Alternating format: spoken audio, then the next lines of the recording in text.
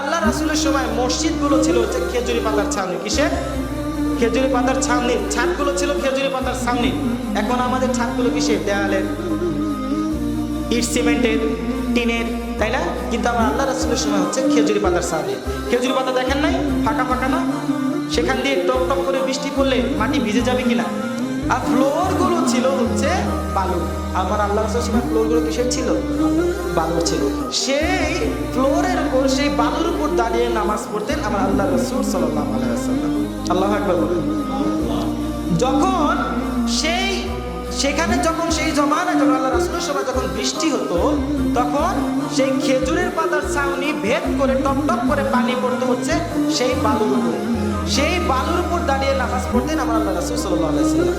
যখন আল্লাহ রাসূল নামাজ শেষ করতেন তখন সাহাবায়ে কেরাম বলতেন যে ওয়ারাইতু আসরা ফি তিনি জিবহাতি, তখন দেখতাম আমার আল্লাহ রাসূলের নাকে এবং মুখে মাটি লেগে আছে। আল্লাহু আকবার।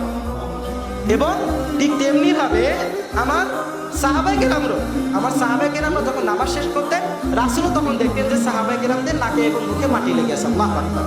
তার মানে তখন এর দ্বারা কি বোঝা গেল? আমার আল্লাহ রাসূলের সময় মসজিদগুলো ছিল কাঁচা, মুসল্লিগুলো ছিল পাকা।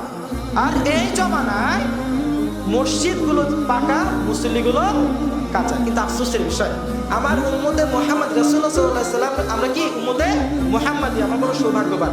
এই উম্মতে মুহাম্মাদি হওয়ার জন্য কত নবী না রাসূলই আল্লাহ তাআলার কাছে দোয়া করেছেন যে আমি যেন আবার রাসূলের মুহাম্মদ রাসূলুল্লাহ সাল্লাল্লাহু আলাইহি ওয়াসাল্লামের উম্মত হতে পারি। আমরা কত বড় সৌভাগ্যবান যে আমরা সেই রাসূলের উম্মত হওয়ার পরেও আমরা পরিপূর্ণভাবে তার তরিকা মতো আমরা চলাফেরা করতে পারছি না। আল্লাহ রাব্বুল আলামিন আমাদেরকে তৌফিক দান করুন। তো আফসোসের বিষয়, আজকে আমার রাসূলের জমানার উম্মতেরা 80% লোকই নামাজ পড়ে না, ঠিক কিনা? নামাজ না পড়লে কখনো জান্নাতে যেতে পারবেন?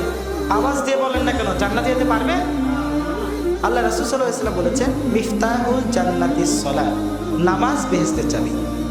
একটি উদাহরণ স্বরূপ আমি বলতে চাই, আপনি কোনো একটি জায়গায় গেলেন, কোনো একটা জায়গায় আপনি গেলেন, তো যাওয়ার পথে সেখানে আপনার চাবিটা যদি আপনি রেখে আসেন, পরবর্তীতে যখন আপনার ঘরে ফিরে আসবেন, সেই তালাবদ্ধ ঘরটি আপনি চাবি না থাকলে খুলতে পারবেন? এর কোনোরূপ বিকল্প কি? আপনাকে না তালা ভাঙতে হবে, না যেখানে ছিলেন সেখান থেকে চাবি নিয়ে এসে সেই দরজাটা কি খুলতে হবে। তারপরে আপনি কিসের ভিতরে ঢুকতে পারবেন? রুমের ভিতরে আপনি তাছাড়া ঢুকতে পারবেন না। জান্নাতের দরজা আপনি খুলতে পারবেন? নামাজ যদি না পড়েন জান্নাতের তালা আপনি ভাঙতে পারবেন? কখনো সম্ভব? কখনো কি সম্ভব? কখনোই সম্ভব না। কাজেই আমাদেরকে কি করতে হবে? নামাজ 5 ওয়াক্ত জামাতের সাথে পড়তে হবে।